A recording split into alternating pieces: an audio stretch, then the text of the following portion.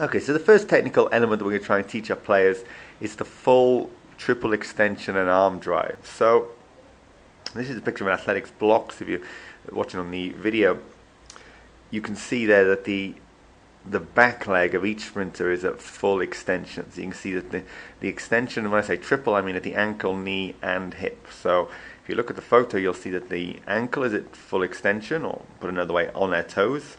The knee is at full extension, which means completely straight, and the hip is at full extension, which means the leg has been pushed fully behind the body. And if we can get this on that very first step, it makes a huge difference. So we're going to take a look through the sprint training and how that looks on film. First of all, the sprint technique drills, which begin to install within your players what they should be doing running wise. This is the triple extension walk.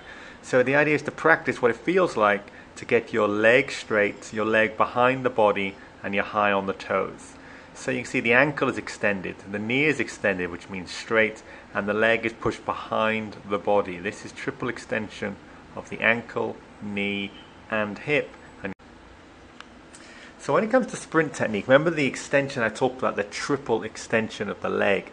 This is the key element here, and you can see it, the ankle, the knee, and the hip are all in one straight line, and that is what we refer to as triple extension of the hip. And it's vital your athletes learn how to do this. So this is in even slower motion. So look at the angle at the end of these three will be in a straight line. The ankle, knee, hip. The left arm is jumped forward as well to create uplift, and that is the first technical element of sprinting.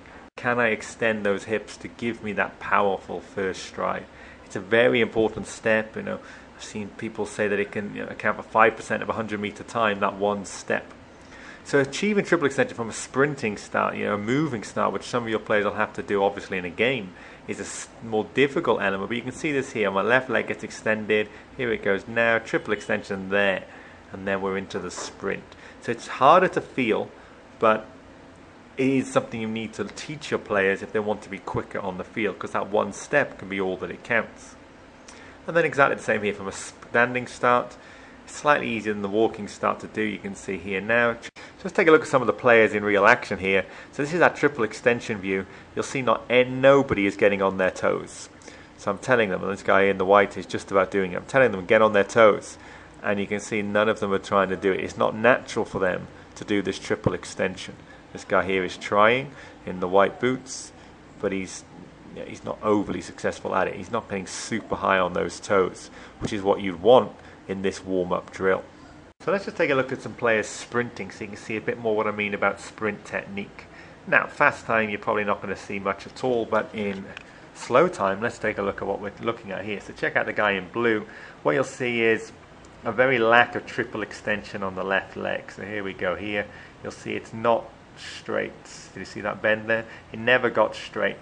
And now just a few strides in, heel hit the ground, heel hit the ground, heel's hitting the ground. The guy over here, every stride his heel is hitting in the ground. So he's braking rather than running. So it's no surprise that they're not going to be at their maximal speed when they're running on the heels all the way through a race. And it's a common thing. All 30 meters they've run on those heels. They've done nothing different at all. So some of these techniques here, we're looking at doing that one stride technique. So we're practicing that technique where we're just doing the very first stride. And you can see a lot of guys all over the place. Like this guy, his sprint start position is awful. But just look at his arms. They get confused, all a bit confused. But he does get the right leg straight, which is what we're trying to practice the drill for. And again here, he's trying to get them to thrust that arm up. He needs more. It's not bad. You can see his uplift is a lot better because he's got more through his left arm. In the far background, you can see that's great backlift. And you can see that first stride looked real powerful. It looked like a sprinter just from doing this drill.